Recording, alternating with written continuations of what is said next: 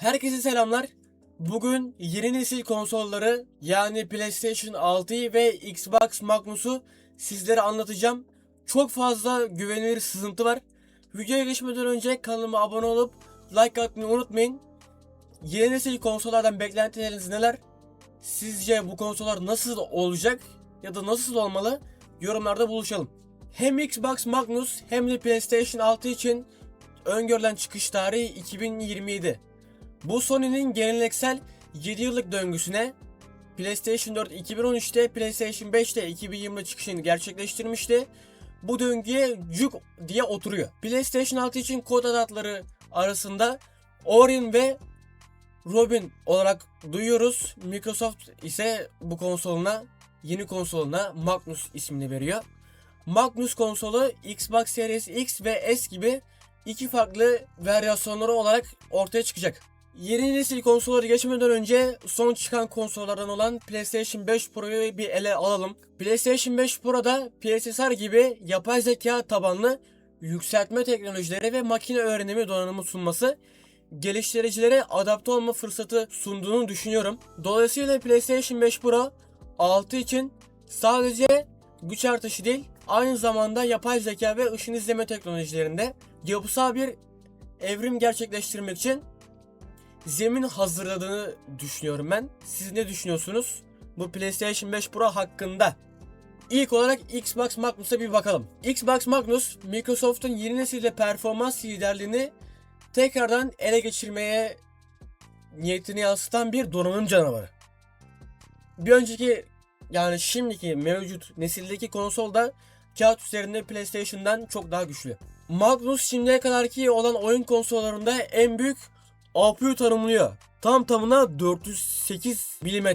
PlayStation 6'da ise bu 280. PlayStation 6'dan neredeyse %46 daha büyük. CPU'da ise 3 tam boyutlu Zen 6 çekirdeği ile 8 yoğun Zen 6C çekirdeğini birleştiren hibrit bir yapılandırma kullanılacak ve toplamda 11 çekirdek sunulacak. Bu ekstra çekirdeklerin bilgisayar modu için önemli bir avantaj sağlayacağını düşünüyorum. Isısı da artacaktır tabii ki de bu yeni nesil konsolların, çünkü çok daha fazla güç kullanıyor. Çok daha fazla güç, çok daha büyük mühendislik demek, daha fazla yüksek fiyat demek. $800 gibi bir fiyat etiketinden bahsediyor Microsoft yeni nesil konsolu için.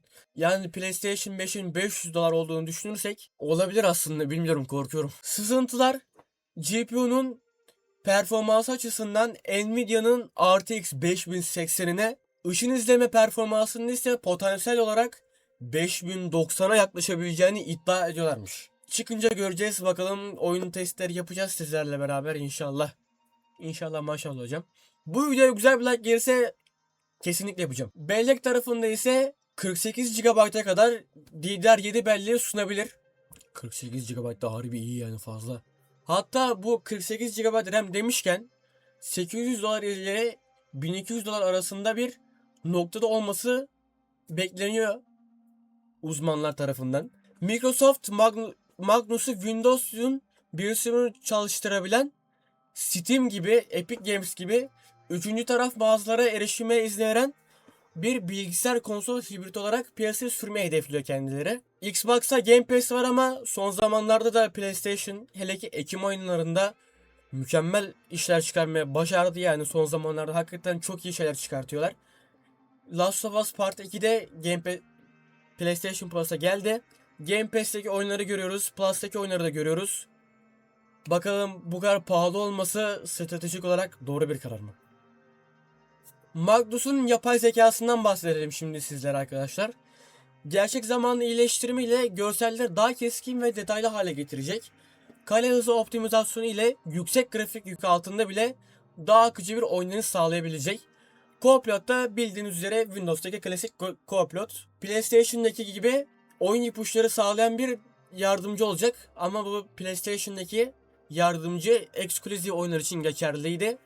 Bakalım PlayStation tarafında bu nasıl olacak? Ekranı şu an sizler için sızıntılar dahilinde olan Xbox Magnus ve PlayStation 6 arasındaki farkları koydum. Oradan karşılaştırabilirsiniz. Karşılaştırma yapmadan önce PlayStation 6'ya bir bakalım, ondan sonra karşılaştıralım. Sızıntılar Apusu'nun dediğim gibi 280 milimetre gibi daha mütevazı bir kalıp boyutuna sahip olacağını gösteriyor. PlayStation 6 8 ila 9 Zen 6 çekirdeği ve 40 ila 52 RDNA 5 hesaplama birimi kullanacak. Bellek tarafında ise 24 ile 32 arasında olabilir. Çünkü artık yıl olmuş, 2020'de olacak yani çıktığı zamanlarda büyük ihtimalle. Artık 16 ile çıkarmazsın bir zahmet. Sony'nin baş sistem mimarı olan Mark Bey, Mark Cerny liderliğinde AMD ile Project Amethyst adı verilen bir ortaklık kuruldu. Bu işbirliği mevcut ışın izleme olan Ray Tracing sıralamalarının ötesine geçmeyi amaçlıyor. Ve bu ötesine geçmeyi amaçlayan amaç 3 ana teknolojik yeniliğe odaklanacak. Yol izleme donanımı. Bu özel donanım blokları sayesinde yol izleme yani path tracing işlemini özel olarak ele almak üzere tasarlandı. Bu çekirdekler ışın izleme yükünü CPU ve GPU'dan alarak daha temiz, hızlı ve verimli bir şekilde bir iş hattı sağlayacak. Yol izleme grafik gerçekliğinin zirvesi olarak kabul ediliyor ve PlayStation 6'nın bu teknolojiyi donanımsal olarak hedeflemesi bence görsel konuda büyük bir atılım yapmak istediğini gösteriyor. Evrensel sıkıştırma dedikleri bir dalga daha var. Bu sistem GPU içindeki tüm verileri akıllıca sıkıştırarak bellek band genişliği kullanımı önemli ölçüde azaltacak. Sony'nin daha küçük apusunu en verimli şekilde kullanmasını sağlayacak inanılmaz kritik bir mühendislik çözümü olduğunu düşünüyorum ben. Nöral dizler dedikleri bir şey daha var. GPU hesaplama birimlerinin veri paylaşımında uyum içinde çalışmasını sağlayarak bilgi işlem akışını optimize eden bir yapı olacakmış. Yani hızlı, fazlasıyla hızlı. Sony ve AMD Project Amethyst ile 4K çözünürlükte 60 FPS hızında tam path tracing vaadini gerçekleştirmeyi hedefliyor. 120 FPS olur mu göreceğiz bakalım. 4K 120 FPS olabilir PlayStation 6'mız. Ama 4K 60 FPS hızında çalışacağını hedefliyorlarmış. Öyle vaat ediyorlarmış. Ekosistem savaşları ve kullanıcı deneyimine bakacağız şimdi sizlerle beraber. Magnus bir bilgisayar konsol hibriti olarak konumlandırılıyor. Microsoft'un donanım vizyonunun temelini oluşturuyor. Bence Microsoft'un amacı sadece kutu satmak değil, Game Pass'i ve Microsoft Store'u konsol duvarlarının ötesine taşımak. Her tarafı Microsoft yapmayı planlıyor adamlar bence. Elde Microsoft, yatarken Microsoft, kalkarken Microsoft. Ancak bu aynı zamanda bir riski de beraberinde getiriyor. Eğer Magnus gerçekten bir bilgisayar gibi işlerse ve Steam gibi mağazalara erişim izni verilirse konsolun sıkı optimizasyon avantajı azalabilir. Yani sıkıntı yaratabilir. Nihayetinde bu yaklaşım Microsoft'un Game Pass hizmetini konsol donanımından bağımsız olarak büyütmesine olanak sağlayacak. Sony ise patentler kontrolcünün ısıtma veya soğutma yapabilme yeteneğine sahip olabileceğini ima ediyor. Örneğin bir kar fırtınasında soğuk hissi vermek gibi. Elindesin, tutuyorsun kolu. Karlı ortama girdin, eline soğuk geliyor. Bence bu Microsoft'un gücüne karşı Sony'nin deneyim yoluyla oyunculuğu bir bağ kurduracak gene. Çünkü bu kol hakikaten çok iyi bir kol. Süper, çok seviyorum. Ama Xbox'inkinde böyle bir tutma rahatlığı var. Ama DualSense güzel bir kontrolcü işte. İki konsolun stratejileri temel zıt hedeflerle dayanıyor. İkisinin de yani hedefleri birbirinden çok farklı.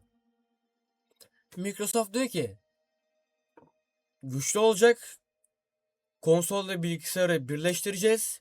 Game Pass ekosistemi tüm cihazlarda büyüyecek. Magnus yüksek maliyeti kabul eden oyuncu grubunu hedefleyecek. Yani Nintendo gibi yapmazlar mı bence ya. Paranı çok salmayın demiş adam. Sony ise gelişmiş özel grafik donanım sayesinde görsel ve şölen ve optimizasyon yaparken daha uygun bir fiyat noktası ve kontrolcü yenilikleriyle derinlemesine etkileşim üzerine kuracak. Sony yani maliyetten kaçarken performanstan ödün vermemeyi hedefleyecek. 2027 neslinde bir yanda ham güç varken yani Magnus, diğer yanda özel verimli teknolojiler olan PlayStation 6 bulunacak. Magnus bilgisayar teknikleriyle optimize etmesi kolay da olabilir. Çıkınca göreceğiz bakalım geliştiriciler ne gibi yorum yapacak bunlara. PlayStation 6'nın özel teknolojileri ise farklı ve daha derinlemesine bir optimizasyon çabası gerektirecek. Şimdi tabii ki de bir oyuncu olarak alacağımız şeyi düşünmemiz lazım bu zamanda hele ki. Xbox Magnus'a baktığımızda en yüksek performans, mükemmel geriye dönüm uyumluluk ve bilgisayar konsol esnekliğini sağlayan 800 dolardan fazla bir fiyatta olacağı öngörülen bir konsol. PlayStation 6 ise yüksek kare hızında üst düzey görsel yani Path Tracing isteyen kontrolcüleri inovasyonlarıyla derinlemesine bir konsol deneyimi arayan DualSense sevenler yani aynı zamanda daha verimli ve daha az para vermek isteyen oyuncular için olacağını düşünüyorum ben. Ama düşündüğünüz zaman da PlayStation oyunlarını Xbox'ta da oynayabileceksiniz. Ama Xbox oyunlarını gerçi artık PlayStation oynayabiliyorsunuz. Yani artık ikisi de hemen hemen birbirleriyle aynı konsollar. Artık oyunun bir cazibesi kalmadı yani. Forza 5 de PlayStation'a çıktı. God of War, Last of Us derken de oyunlar da Steam'e çıktı. Steam'de Xbox'a entegre olacak. Bakalım çıktığı zaman nasıl olacak göreceğiz. Umarım videoyu beğenmişsinizdir. Siz yeni nesil konsollar hakkında ne düşünüyorsunuz? Yorumlarda belirtmeyi unutmayın. Abone olun ve yeni videoları kaçırmayın. Like atarak bana destek olmayı unutmayın. Kendinize iyi bakın. İyi oyunlar, hoşçakalın.